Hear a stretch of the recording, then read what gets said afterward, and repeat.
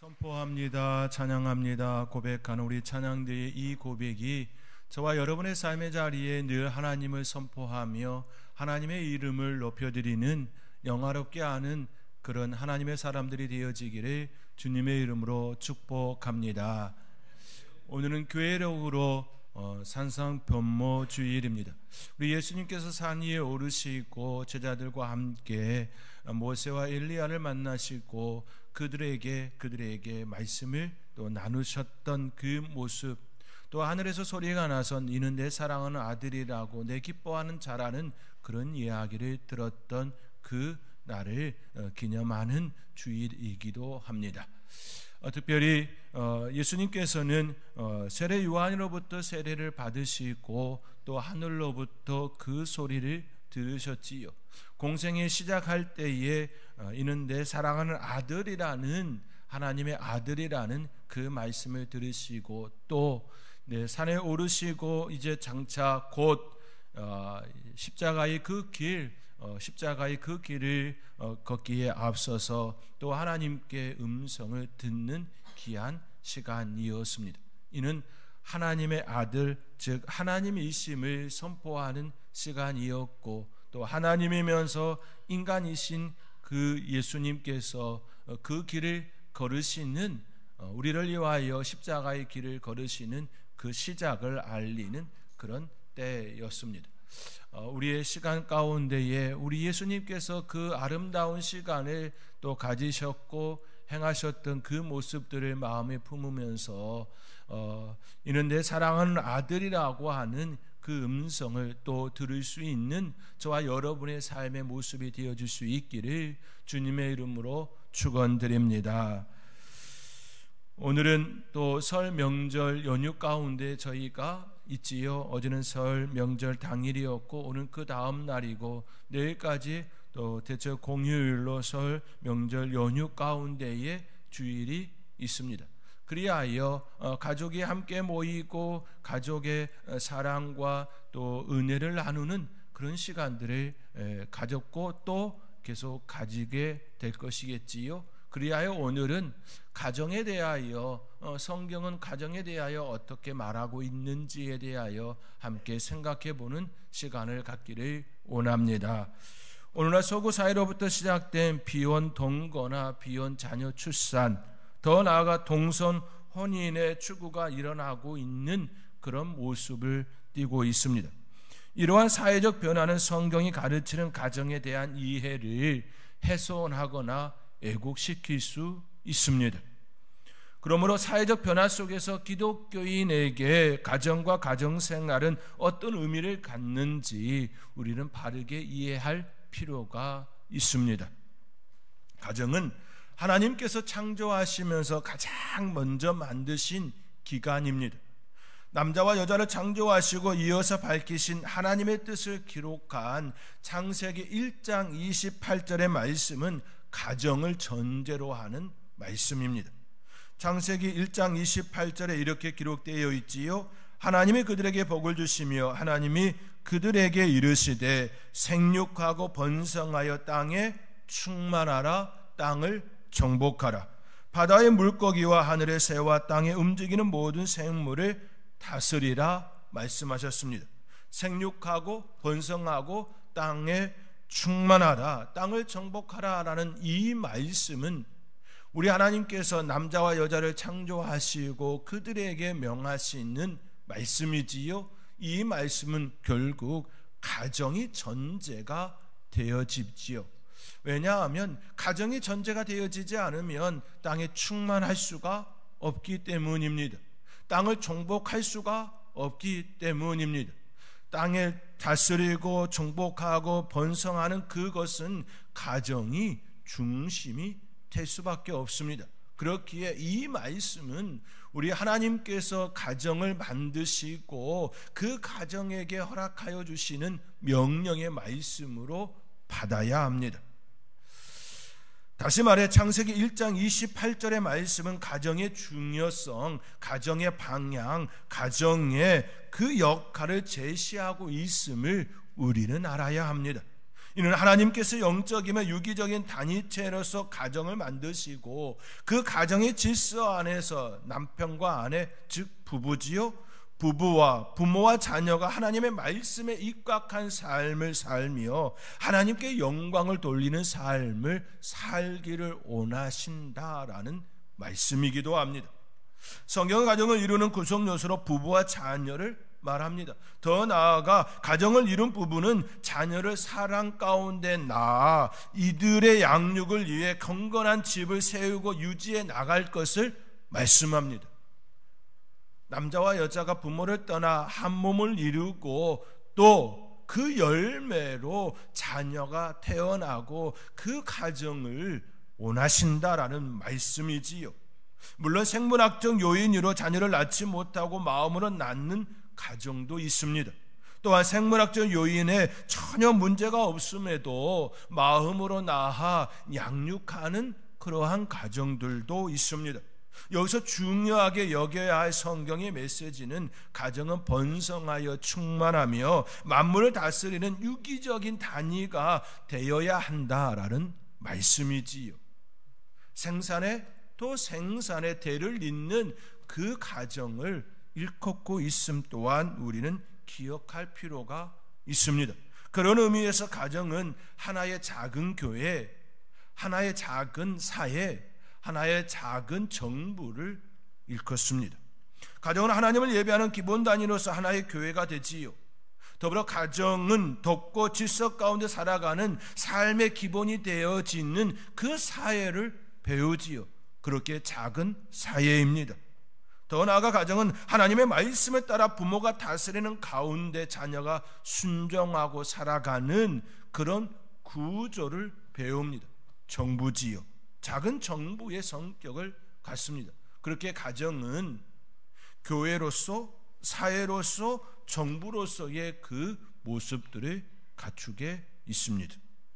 이러한 특성은 하나님께서 가정을 교회나 사회의 훌륭한 구성원과 리더십을 형성하는 태도로 세우셨다라는 말씀입니다.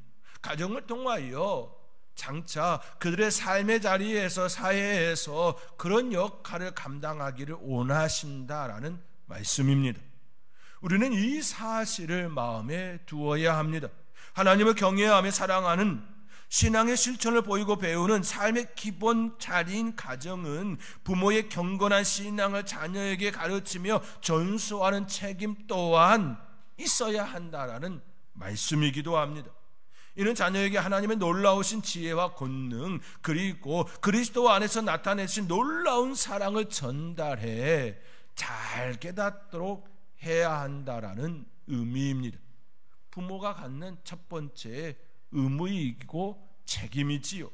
이를 위해 부모는 먼저 자신들을 위해서는 물론이거니와 자녀를 위해 성경의 교훈을 배워야 합니다. 부모가 먼저 배워야 하고 그것을 또 자녀에게 가르칠 수 있어야 합니다.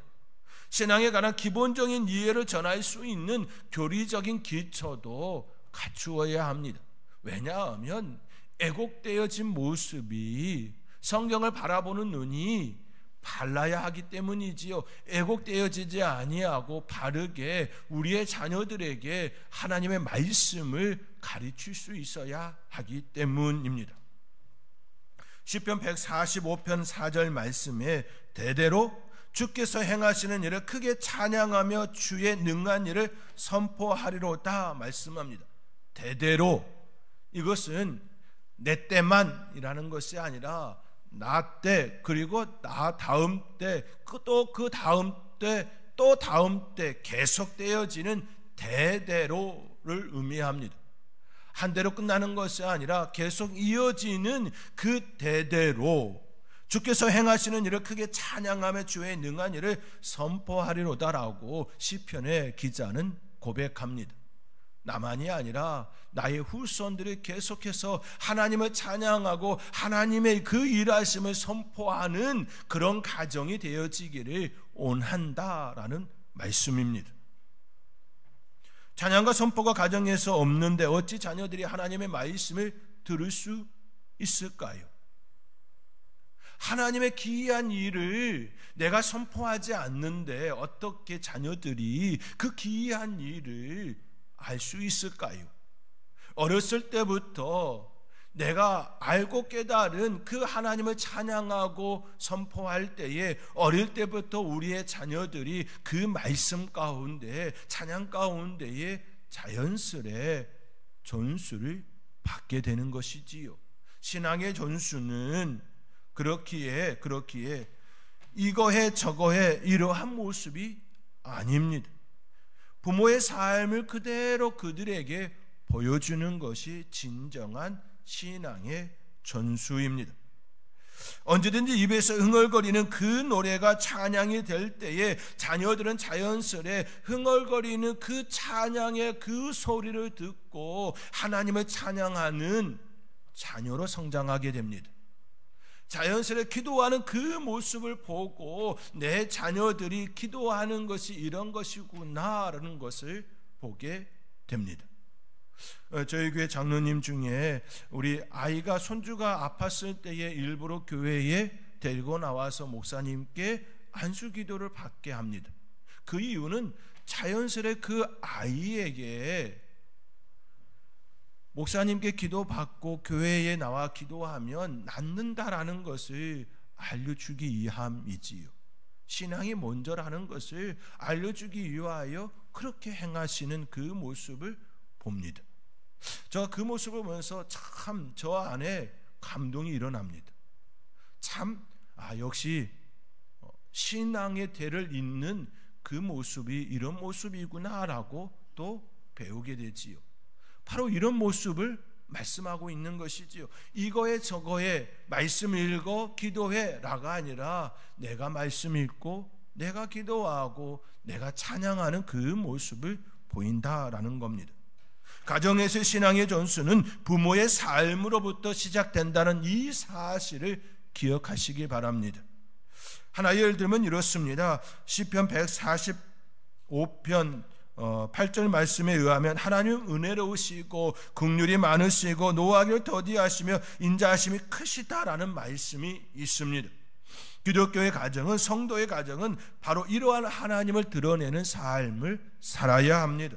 다시 말해 성도의 가정은 은혜가 무엇을 의미하는지 알 수 있도록 은혜를 베푸는 삶을 살아야 합니다.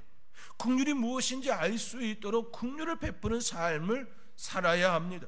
분노가 일어날 수 있음에도 자녀의 그 행동으로 인하여 충분히 화가 나고 그로 인하여서 폭발할 수 있는 그런 충분한 조건임에도 불구하고 그 분노를 다스리는 그 부모를 통하여 분노를 다스리는 그 모습을 통하여 하나님을 볼 수 있게 해야 합니다.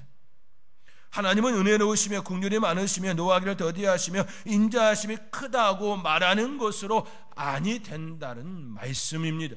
내가 부모가 그런 삶을 통하여서 자연스레 부모에게 비춰진 그 하나님의 성품이 드러나야 합니다. 물론 하나님처럼 온전하면 되지 않을 것입니다. 왜냐하면 우리는 연약하고 부족하고 미숙함을 가지고 있기 때문입니다. 그러나 그렇게 살려고 부단히 애쓰는 그 모습, 어려운 환경 속에서도 부단히 그렇게 신앙으로 살려고 하는 그 모습, 너무나도 화가 치밀고 자녀의 그 잘못된 행동으로 화가 그렇게 가득 날 수 있는 그 조건임에도 불구하고 분노하지 아니하고 오히려 인자한 그 모습, 참고 기다리는 그 모습을 드러낼 때에 그 부모를 통하여 하나님의 그 성품을 보게 되는 것이지요. 이것이 바로 신앙의 전수이고 부모가 가정을 통하여 자녀에게 보여줘야 할 삶의 모습이지요. 이러할 때에 하나님을 영화롭게 하는 성도의 가정에 기대되는 영적 심리적 모습과 정서가 형성되어지고 밖으로 드러나게 됩니다. 그러한 문화를 가진 가정에서 자란 자녀의 삶은 자연스레 신앙인이구나, 뭔가 다르구나, 뭔가 특별하구나라는 것을 알게 되는 것이지요. 그 아이의 그 성장의 그 모습을 보고 세상 사람들은 역시 믿는 자녀의 자녀는 다르구나라는 것을 깨닫습니다. 이러한 이해를 바르게 갖는 것은 기독교의 가정, 성도의 가정이 과연 예수 그리스도를 구주로 믿고 주로 섬기는 가정의 특별한 정서와 문화와 가치를 일구어내는데 매우 중요한 절실한 요소입니다. 그것을 내가 이해해야지요. 내 안에 먼저 그런 마음을 품어야 하는 것이지요. 이런 바른 이해가 있을 때에 기독교 가정의 문화가 형성되는 것이지요. 그것이 내 안에 일어나지 않는데 내 마음대로 자녀에게 성내고 내 자녀에게 인자한 모습은 전혀 드러내지 아니하고 은혜롭고 긍휼이 많은 그 모습은 전혀 드러내지 아니하고 움켜쥐고 또 움켜쥐는 그 모습을 계속해서 자녀들에게 보여준다면 하나님의 그 성품과 내 부모의 신앙이 너무 다르다고 그렇게 느끼게 될 거 아닙니까? 그렇기에 바른 이해를 가지고 우리의 자녀들에게 보여줄 수 있어야 합니다.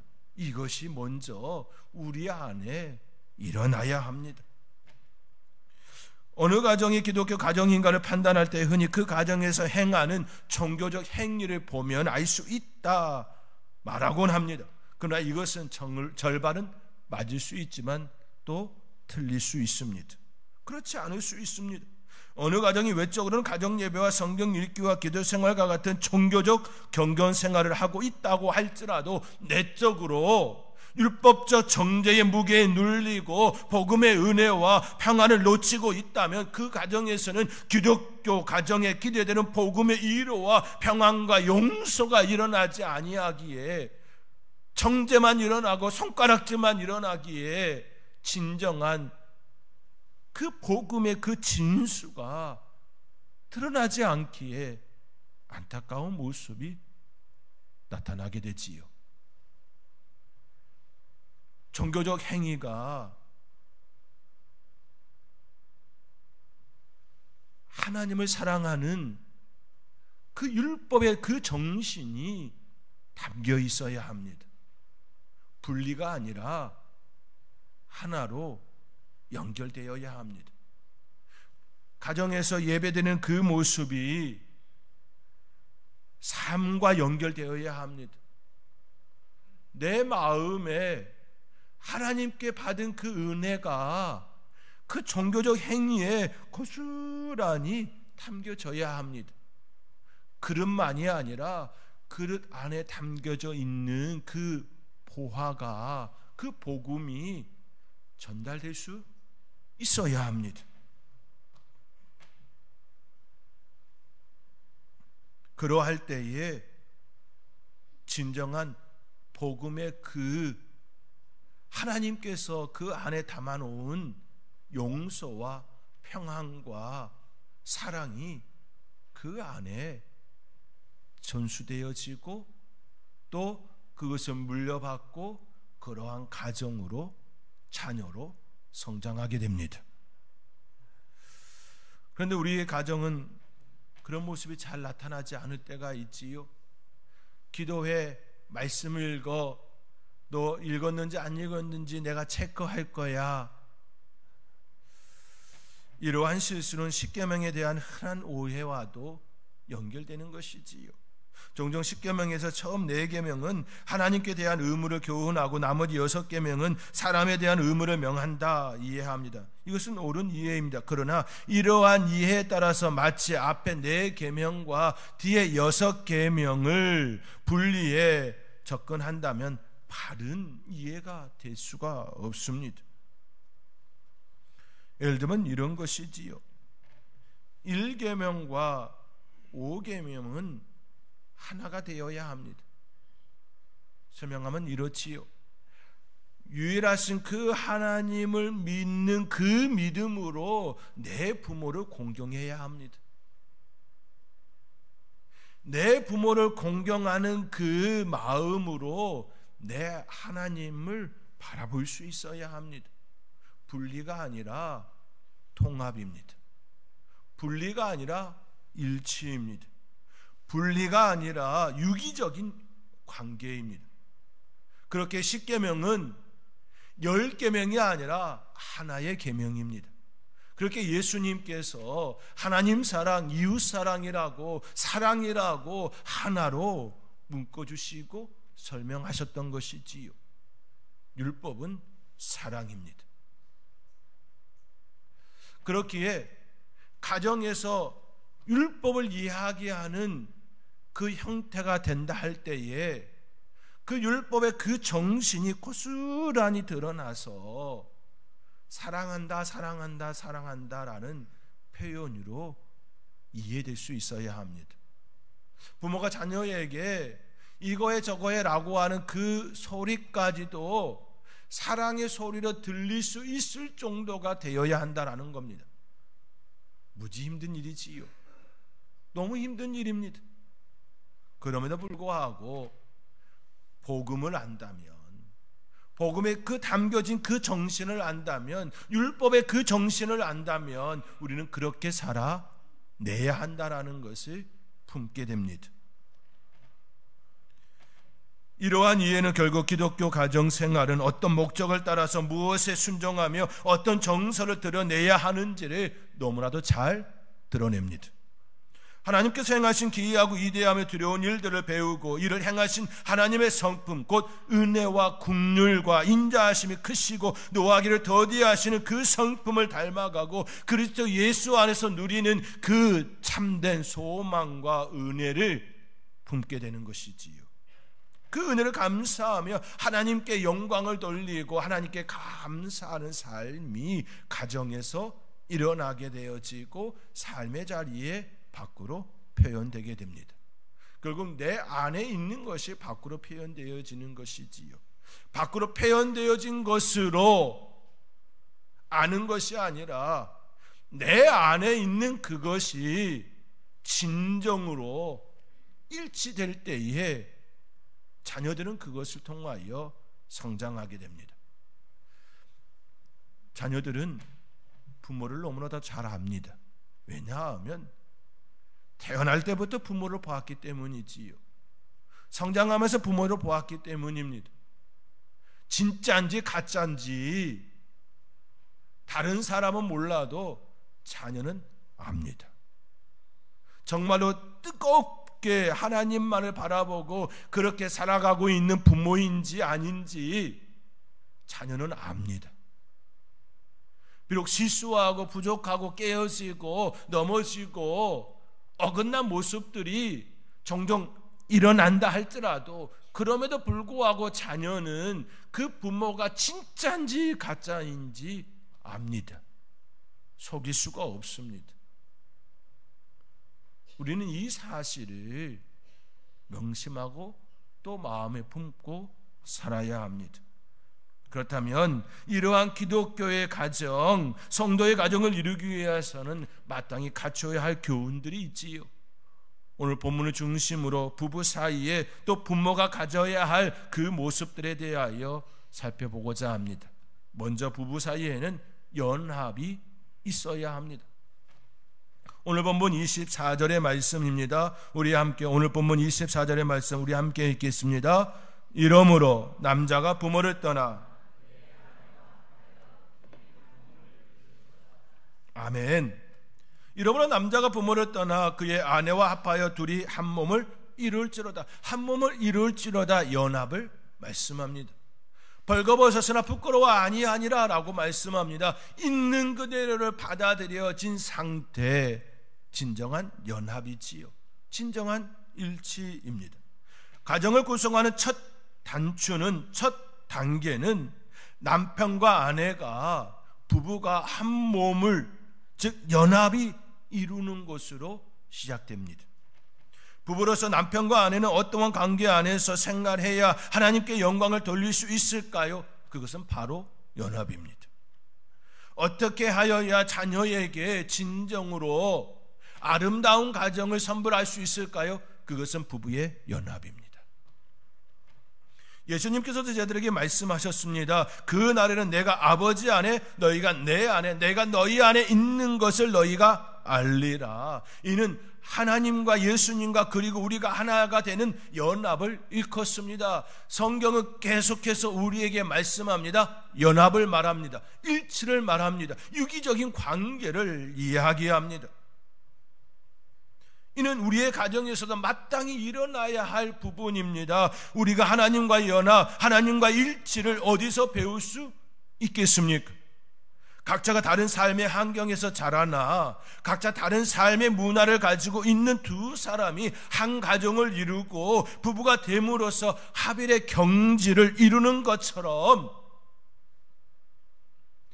전혀 다른 환경 속에서 자랐지만 부부가 한 몸을 이루고 연합을 이루는 그 가정을 통하여 하나님과의 합일, 하나님과의 일치를 배우는 아주 좋은 교과서가 되게 하셨습니다.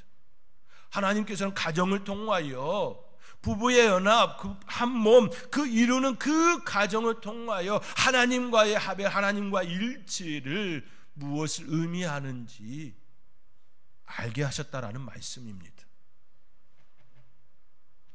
하나님께서는 혼자 있는 아담을 보셨습니다. 그리고 그에게 돕는 뱃별 하와를 창조하셨습니다. 창세기 2장 18절 말씀에 여호와 하나님이 이르시되 사람이 혼자 사는 것이 좋지 아니하니 내가 그를 위하여 돕는 뱃별을 지으리라 하시니라.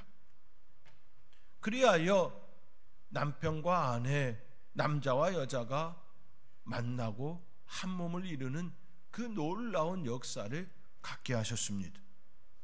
남편과 아내, 곧 부부의 가장 중요한 모습은 연합입니다. 성경은 둘이 한 몸이 되었다고 표현한 이 표현은 육체적인 연합만을 의미하지 않습니다. 한 몸을 이루었다, 이 표현은 유기적인 연합, 마음과 마음이 연결되어지고 영적 소통을 이루는 영적 존재로서의 연합을 일컫습니다. 여기에 부부는 육체적 연합까지 이루어지면서 진정한 연합의 의미를 알게 됩니다. 깨닫게 됩니다. 연합은 즐거운 일이고 행복한 일이고 하나님께서 주신 최고의 선물임을 깨닫습니다. 연합의 의미를 바르게 안다라는 겁니다.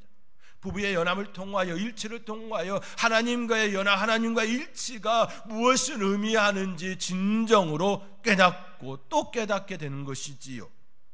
연합을 이룰 때 그 안에는 소망이 일어납니다. 연합을 이룰 때 그 안에는 믿음의 싹이 나고 잎을 피우고 열매를 맺습니다. 그리고 사랑의 결실이 나타나게 됩니다. 이것이 바로 부부의 삶을 통하여 배우는 하나님과의 연합입니다. 그 연합을 통하여 아름다운 결실의 자녀라고 하는 하나님께서 주신 선물이 이 땅에 태어났습니다. 하나님과의 연합은 즐겁고 복되고 행복한 이름을 부부를 통하여 알려주셨습니다. 하나님과의 연합은 반드시 일어나야 합니다. 그러나 그 연합은 눈에 보이는 세계가 아니라 보이지 않는 세계이지요. 보이지 않는 세계를 온전히 알 수 없기에 우리 인간에게 알 수 있는 도구를 허락해 주셨습니다. 가정이라고 하는, 부부라고 하는 부부의 연합을 통하여 하나님과의 연합의 의미가 무엇인지 바르게 알게 해 주셨습니다. 깨닫게 해 주셨습니다. 그리고 습득되게 하셨습니다. 그러할 때의 진정한 삶의 기쁨을 더욱더 누릴 수 있게 하는 것이지요. 하나님께서 가정에 허락하신 그 특별한 그 역사, 그 연합을 소홀히 여기지 마시기 바랍니다. 하나님과의 연합으로 그 의미까지 담았다라는 그 놀라운 비밀을 아시고 그 안에서 참된 소망의 믿음의 가정, 하나님께서 허락하시는 그 아름다운 복된 가정을 이룰 수 있기를 주님의 이름으로 축복합니다. 다음으로 가정에서 부모와 자녀 간의 관계입니다. 가정은 부부와 더불어 자녀를 구성으로 포함하지요. 부모는 자녀를 양육하며 자녀는 부모의 양육을 받아 성장합니다. 그렇다면 부모는 자녀를 어떻게 양육해야 할까요? 이제는 매우 중요한 질문이고 반드시 부모라면 답을 갖고 있어야 합니다. 부모가 이 답을 갖고 있지 않다면 자녀를 바르게 양육할 수가 없습니다. 왜냐하면 방향도 목적도 자녀의 양육의 기본적인 것을 가지고 있지 않는데 어떻게 자녀가 바르게 성장하기를 소망할 수가 있겠습니까? 우선적으로 부모가 자녀에 대하여 가장 먼저 가져야 할 그 자세는 내 소유가 아니라는 그 마음입니다. 이 자녀는 하나님의 언약 백성이라고 하는 그 마음을 가져야 합니다. 나도 하나님의 백성이고 이 자녀도 우리 가정에 허락하신 하나님의 언약 백성, 하나님의 자녀라고 하는 그 마음이 먼저 있어야 합니다. 내 소유라고 생각하는 그 순간 내 뜻대로 내가 원하는 것을 이루는 자녀가 되어지기를 바라지요. 부모가 이루지 못한 꿈과 소망을 내 자녀에게서 이루려고 하는 헛된 생각을 품게 됩니다. 그런데요, 이 자녀는 내 소유가 아니라 하나님의 자녀이고 하나님의 백성이라고 하는 그 마음을 품는 그 순간 우리 하나님께서 원하시는 자녀가 되어지기를 품게 됩니다. 하나님, 이 자녀가 하나님의 자녀로 온전히 성장하기를 원합니다라는 기도를 하게 됩니다. 그것으로부터 시작되어야 합니다. 또한 부모를 통하여 하나님의 사랑을 알려주어야 합니다. 이 세상에 존재하는 존재들 중에 무조건적인 사랑을 베풀 수 있는 존재는 부모밖에 없습니다. 인간이 되었던 동물이 되었던 자녀들이나 새끼들에게 헌신하는 존재는 이웃집 사람이 아닙니다. 부모지요. 부모입니다. 특히 그 중에 어머니입니다. 부모님을 통하여 자녀들은 하나님의 무조건적인 사랑을 깨닫게 됩니다. 부모는 자녀를 향하여 그 무조건적 그 사랑을 공급하기 때문입니다. 내 자식이 못나도, 내 자식이 부족해도, 내 자식이 때론 어리석고 미련한 행동을 해도 여전히 내 자식이고 하나님께서 맡겨주신 선물이기에 사랑을 공급합니다. 무조건적인 사랑을 공급하는 장치이지요. 이것을 통하여 하나님의 나라를 맛보게 됩니다. 자녀는 부모의 그 무조건적인 희생과 헌신, 그 사랑 가운데에 하나님의 나라를 맛보게 되어지고 하나님의 사랑을 알게 됩니다. 사랑하는 성도 여러분, 하나님을 믿는 우리의 가정은 하나님의 나라를 보여주는 곳, 천국을 맛보게 하는 곳, 그러한 곳이 되어야 합니다. 그렇기 위해서는 먼저 부부의 연합이 있어야 합니다. 그리고 자녀를 향하여 무조건적인 사랑, 그 사랑을 공급할 줄 아는 부모가 되어야 합니다. 그렇기에 거룩한 부담입니다. 거룩한 책임입니다. 이 거룩한 책임, 세상은 이해하게 합니다. 돈이 없어서 자녀를 못 낳는다, 힘들어서 자녀를 못 낳는다 이해하게 합니다. 그러나 분명한 한 가지 기억하면 됩니다. 우리는 다 은혜 받은 자입니다. 우리는 다 빚진 자입니다. 하나님께 빚진 자입니다. 우리의 부모에게 빚진 자입니다. 우리의 앞선 살아간 그들에게 다 빚진 자입니다. 그렇게 우리는 빚을 갚아야 합니다. 우리의 다음 세대들에게, 우리의 자녀들에게. 이 사실을 기억하면 내가 아무리 힘들고 어려운 환경이라 할지라도 그 빚을 갚아야 하는 한 사람으로서 살아내게 됩니다. 그때 기도가 더 간절히 일어나는 것이지요. 그러한 가정, 하나님께 기도하고 그 은혜를 따라 아름다운 가정, 믿음의 가정을 이루는 저와 여러분의 삶의 모습과 가정이 되어질 수 있기를 주님의 이름으로 축원드립니다. 기도하겠습니다.